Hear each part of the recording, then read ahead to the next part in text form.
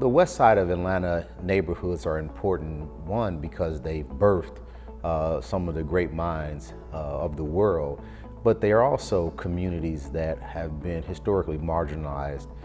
What makes these neighborhoods great is how they advance not only our cities and our states, but our countries, march to justice.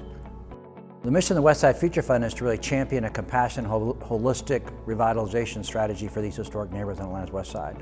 I got involved in serving the West Side as I am the founder of Quest Community Development Corporation in an effort to not only serve homeless individuals, by way of serving homeless individuals, real estate became an opportunity to provide affordable and decent and quality housing.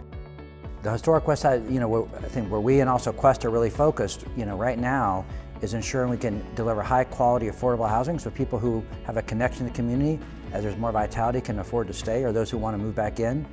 To get involved with the Ride on the West Side was a no-brainer. The Ride for the West Side, as much as it is about bringing people together and they can walk, bike, or run, but to learn more about all the great things that are happening on the West Side.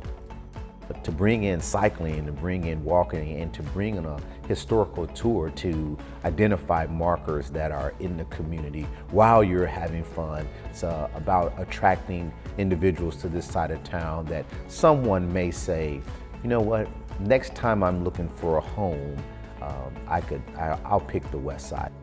What I'm most excited about this year is having a bigger and better Ride for the West Side. You can expect to have fun, you can expect to have a great time, and to connect with some of the awesome history of our city, to meet a lot of folks, lifting up all the great history of our West Side, as well as helping advance organizations that are really trying to make a difference in the community.